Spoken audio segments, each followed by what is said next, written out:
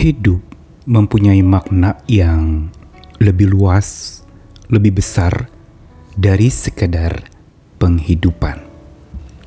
Bila membuka catatan di kamus, maka penghidupan mempunyai makna mengenai mata pencaharian hidup atau cara-cara untuk seseorang memelihara hidup itu.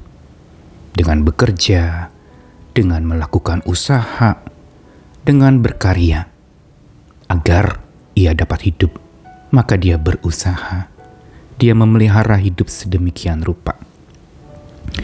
Namun bila hidup memang lebih besar maknanya pada penghidupan, mengapa orang hari ini lebih banyak dikhawatirkan oleh penghidupan sehari-harinya? Tentang bagaimana hidup yang terpelihara itu lebih dikhawatirkan daripada hidup itu sendiri. Dan karena lebih dikhawatirkan penghidupan itu mengenai kebutuhan hidupnya, mengenai sehari-hari kebutuhan makanan, minuman, dan segala yang diperlukan untuk dia dapat hidup, bukan tidak mungkin ia menjadi kecewa. Karena itu yang selalu diupayakan, maka itu juga yang akan menyebabkan dia dikecewakan. Disinilah sebenarnya kita harus memandang dan melihat bahwa penghidupan hanya sebagian dari hidup. Tidak melulu hidup kita dipenuhi dengan upaya-upaya memelihara kehidupan. Karena kita harusnya memandang kepada pemelihara kehidupan, yaitu Tuhan. Dia yang menciptakan kita, Dia yang memelihara, dan memang pekerjaan pemeliharaan kehidupan itu berasal dari Tuhan kita. Namun bila tetap kita masih mau terus-menerus berpusat kepada penghidupan kita, maka kita harus siap-siap dikecewakan oleh penghidupan. Saya Nikolas Kurniawan kembali menemani di dalam Sabda Tuhan hari ini dari 2 ayat di dalam kitab Hosea dalam Perjanjian Lama pasal 9 ayat 1 sampai 2. Sebuah teguran kepada umat pilihan Tuhan Israel yang menyimpang dan meninggalkan Tuhannya dan lebih fokus kepada penghidupan sehari-hari mereka. Janganlah bersukacita hai Israel, janganlah bersorak-sorak seperti bangsa-bangsa, sebab engkau telah berzina dengan meninggalkan Allahmu. Engkau telah mencintai upah sundal di segala tempat pengirikan gandum. Tempat pengirikan gandum dan tempat pemerasan anggur tidak akan memberi mereka makan, dan anggur akan mengecewakan mereka. Teguran keras kepada orang Israel yang menyimpang dan meninggalkan Tuhan sebagai sumber kehidupan dan sebagai yang maha hidup di dalam hidup mereka justru berakibat fatal. Pandangan mereka telah beralih kepada segala sesuatu yang berkenaan dengan pemeliharaan kehidupan dibanding dengan sang pemelihara kehidupan mereka, yaitu Tuhan. Karenanya teguran untuk jangan bersukacita dan jangan bersorak-sorak di tengah-tengah segala kemakmuran yang didapat atau pendapatan yang diperoleh, ini merupakan teguran keras agar mereka bertobat. Karena mereka telah dikatakan meninggalkan Tuhan. Mereka lebih mencintai upah di tempat pengirikan gandum. Upah sundal yang berarti upah yang membuat seseorang menyimpang dari Tuhan sang pemberi upah. Upah sundal yang berarti bahwa seseorang lebih menyukai berkat daripada dekat dengan sang pemberi berkat. Dan disinilah terjadinya sebuah penyimpangan. Sehingga dengan tegas dikatakan oleh Tuhan kepada orang Israel bahwa tempat pengirikan gandum dan tempat pemerasan anggur tidak akan memberi makan, tidak akan mengenyangkan. Begitu pula anggur akan mengecewakan mereka. Perhatikan bagaimana mereka itu lebih kepada melihat kepada tempat pengirikan gandum atau tempat di mana mereka mendapatkan upah. Tempat di mana mereka bekerja itu lebih diutamakan daripada Tuhan yang selalu bekerja dalam segala sesuatu untuk mendatangkan kebaikan bagi mereka.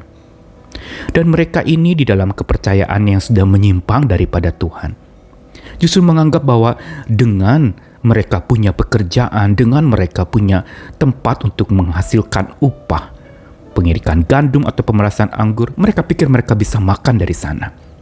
Mereka pikir mereka akan kenyang oleh itu semua.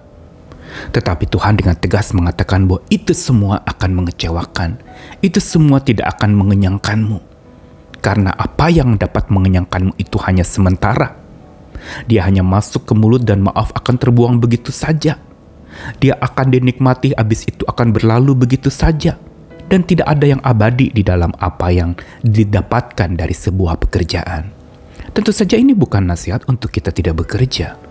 Tetapi ketika seseorang mencintai pekerjaan melebihi pekerjaan Tuhan, mencintai pekerjaan di dunia ini dibandingkan pekerjaan Tuhan di surga sana yang menyiapkan kita tempat untuk orang-orang di dunia ini datang ke sana, disitulah sebenarnya terjadi sebuah penyimpangan, dan disitulah sebenarnya kita siap-siap untuk dikecewakan oleh segala bentuk pemeliharaan hidup kita.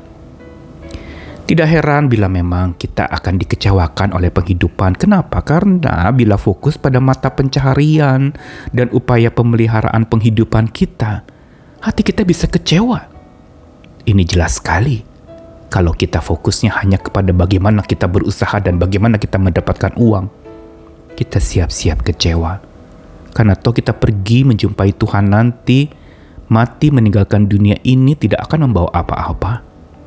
Dan disinilah Tuhan ingin mengajak untuk sebelum kita akan pergi meninggalkan dunia ini dan datang menghadap Sang Maha Hidup dan Sang Pemelihara hidup itu, mata kita perlu fokus untuk mencari Dia. Dibandingkan mata pencaharian, ada yang lebih penting, yaitu mata yang fokus mencari Dia. Dibanding segala upaya pemeliharaan penghidupan, yang jauh lebih penting adalah memandang kepada Sang Pemelihara kehidupan itu, yang jauh lebih luas maknanya dari sekedar penghidupan, dari sekedar masalah uang, kebutuhan sehari-hari, makanan, minuman, papan, dan segalanya. Justru disinilah Tuhan ingin mengajarkan kita beriman lagi. Karena bila mata kita fokus mencari Sang Pemelihara kehidupan, maka bukan kecewa yang kita dapatkan, tapi damai di dalam jiwa. Inilah yang jadi kekuatan kita. Karena itu, mari jangan salah fokus lagi. Biar mata kita memandang kepada Sang Maha Hidup, Sang Penguasa dan Pemelihara hidup, dibandingkan segala upaya dan mata pencarian untuk pemeliharaan penghidupan kita. Sekali lagi, bukan mata pencarian dan pemeliharaan penghidupan itu tidak penting, tapi biarlah itu bukan jadi fokus utama kita. Biarlah itu bukan jadi yang terutama di dalam hidup kita. Tetap harusnya hidup kita terutamanya dan fokusnya adalah kepada Sang Pemelihara kehidupan. Biar mata yang memandang kepadanya, mata itu pulanya akan membawa damai dalam jiwa. Ganti kecewa itu dengan damai dalam jiwa. Karena disitulah letak sebuah sukacita sejati yang tidak pernah akan punah, karena kita dekat dengan Sang Pemelihara kehidupan kita. Percayakanlah hidup kepadanya sekali lagi, dan sandarilah akan segala penyertaan dan pemeliharaannya senantiasa, supaya kita tidak pernah akan dikecewakan oleh penghidupan, tapi makin didewasakan oleh Sang Maha Pemelihara kehidupan kita. Berjuang lagi, bersandar lagi, dan kuat lagi bersama dengan Sang Maha Hidup. Amin.